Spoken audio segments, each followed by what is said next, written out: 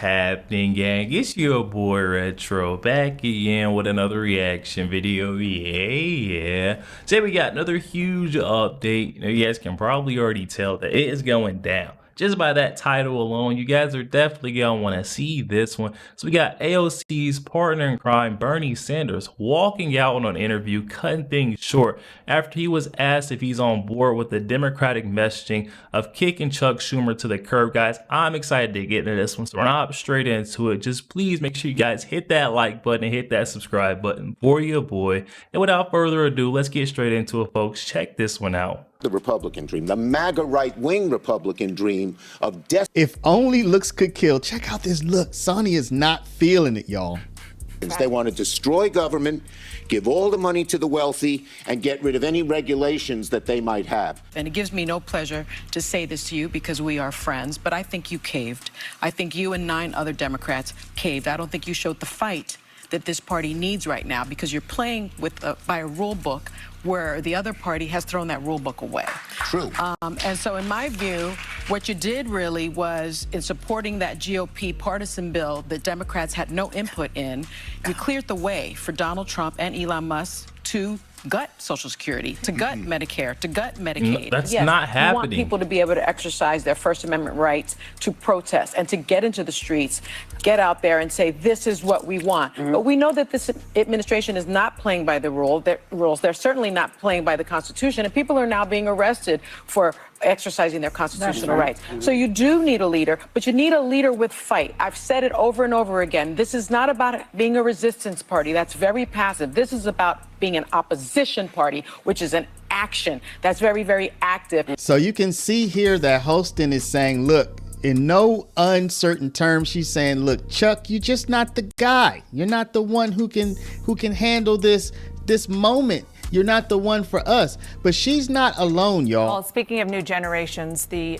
Senate Democratic leader, Chuck Schumer, who, of course, you're referring to the fact that he voted to keep the government running, and there's a lot of anger about that. Do you think that he should be primaried? Should Alexandria Ocasio-Cortez, who is very much a part of the new Democratic generation, should she challenge him in New York?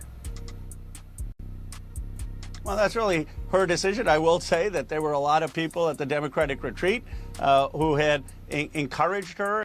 I want to move on, but I know you said it's AOC's choice to make. Of course it is. You haven't talked to her about it, but it sounds like, well, you tell me, would you encourage her to take a look at it?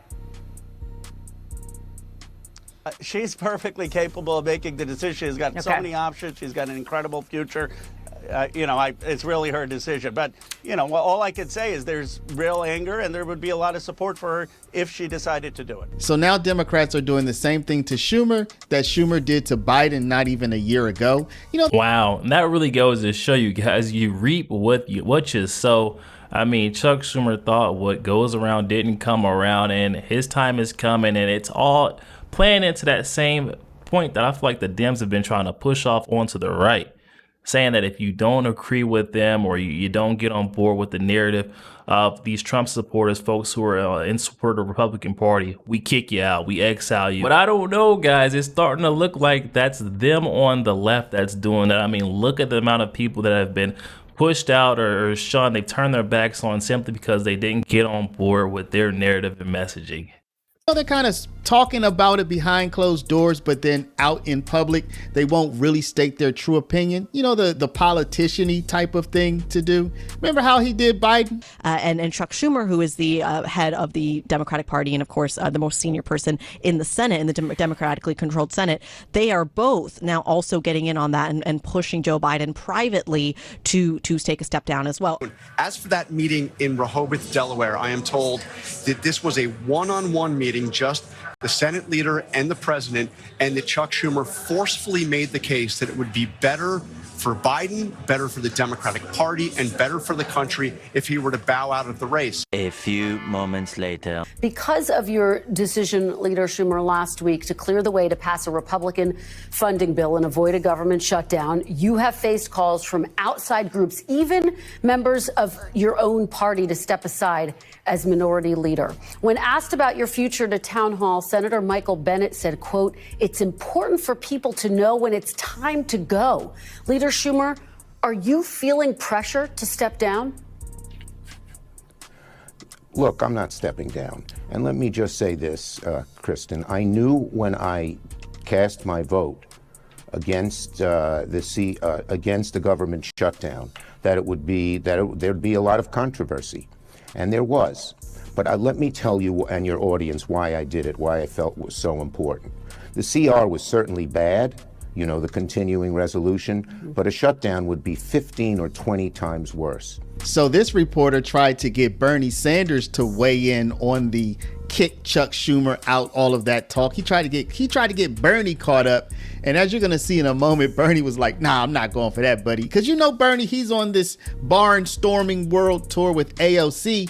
And AOC is the person that many Democrats are hoping will challenge Chuck Schumer. I hear you telling people out there, fight back. What do you mean, though? How do they fight back? Well, it's the question. We're working on it right now. But I think simply, first of all, coming here and showing the world that Americans are not going to sit back and take what Trump is doing is a good step forward. But obviously what we need to do is what neither political party is capable of doing right now. And that is develop a strong grassroots movement prepared to run candidates, prepared to stand up and question candidates, demand responsibility from their elected officials to stand with. I think he needs to speak for his own party, because I think we're doing good on the right. We're able to start good movements, grassroots movements, and get the people going. That's how we got Donald Trump in office. It's your party that needs to figure things out. I feel like this guy is also at the point where he's kind of aging out. Maybe he should sit this one out and let the younger generation start or ignite the movement. I don't see him being that pioneer for their party. Question candidates, demand responsibility from their elected officials to stand with working families and not just the 1%. Republicans control the House, they've controlled the White House, they control the Senate. So what realistically can be done? Well, for major pieces of legislation, you still need 60 votes in the Senate. And let's be clear, I mean, we have picked many of the spots that I've gone to in Wisconsin, in Iowa, in Michigan. We chose them carefully. Yeah. And those are because they have Republican congressmen who won by small margins. Right now, I don't know what the number is. I think if 2 or 3 Republicans out of 200 and whatever it is, 18 or whatever they got, choose not to support giving tax breaks to billionaires and cutting Medicaid and education, we can defeat this big supplemental bill, the beautiful bill that Trump wants to see passed. So right now, what we're trying to do is put pressure on those congressional districts, demand that Republican Congress people sit down and talk to their constituents and explain why they think it's a good idea to give $1 trillion in tax breaks to the 1% and cut veterans programs, cut Medicaid, cut Social Security, cut education.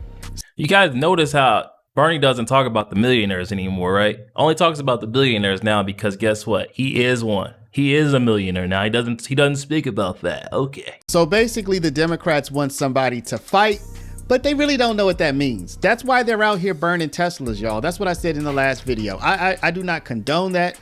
I don't think that's cool. In fact, I repudiate it. But what I'm trying to do is analyze. They want somebody to fight for them. The Democrats literally have no idea what that means. I'm talking about the political leadership. They don't know how to fight. They don't know how to counter Donald Trump. They don't know what to do. So the average man, and maybe there might be some paid interests out there, but what they decide is they're just going to take it out on Elon Musk and try to damage him. You said that the passage of this bill, the continuing resolution, was a absolute failure of Democratic leadership. Who are you talking about? Well, Schumer is the leader of the party, and it should not have happened, period. No question about it.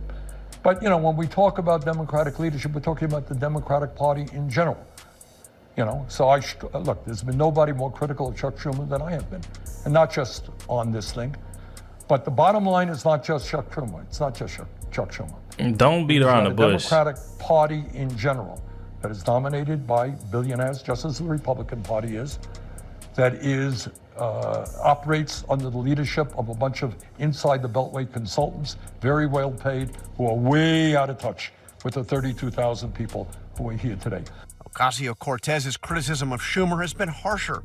fueling speculation she'll challenge him in the Democratic primary when he is up for re-election in 3 years. For his part, Sanders doesn't want to talk about whether or not Schumer should remain the Democratic leader in the Senate. And he got irritated when I asked him about the possibility of AOC running, abruptly getting up to end the interview. Okay, you're out there with AOC today. Do you see her as a future of the progressive? We have one of the untold stories Yeah. of what's going on in current American politics is that in the House of Representatives, you have dozens and dozens of strong, smart, disciplined, hardworking young people in the Progressive Caucus. And way back when I first came to the Congress and the House, I helped form the Progressive Caucus. We had 5 people at that time. Now they got close to 100. So you got a whole lot of good people. Alexandria is extraordinary. I am so impressed by her work in Congress and she inspires young people all over the country. Would you like to see her join in the Senate? Right now we have, as I said, just a whole lot of people in the Congress. Okay, Jonathan, thanks. Wait, I got one more. This is important. Well, I asked you. Okay. You want to do nonsense, do nonsense. No.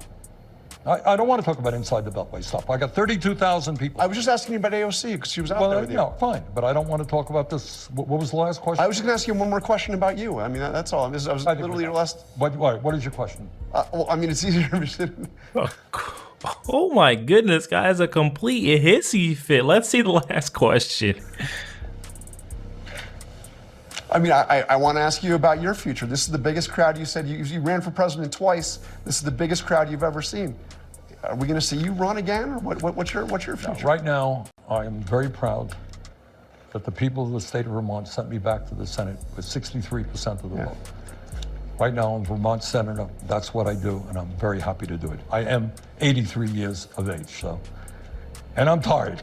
Yo, there we have it, guys. Bernie Sanders afraid to hop on that hate train on Chuck Schumer because he knows what goes around comes around, and he could potentially be facing the same thing we've seen happen to Kevin McCarthy, Joe Biden. Now what's happening to Chuck Schumer. He's like, if I try to give this guy the axe, or if I hop in on it, I could be next. And that's probably a wise move from him. He's probably trying to send a message out there to his fellow Democrats that we should stop eating each other.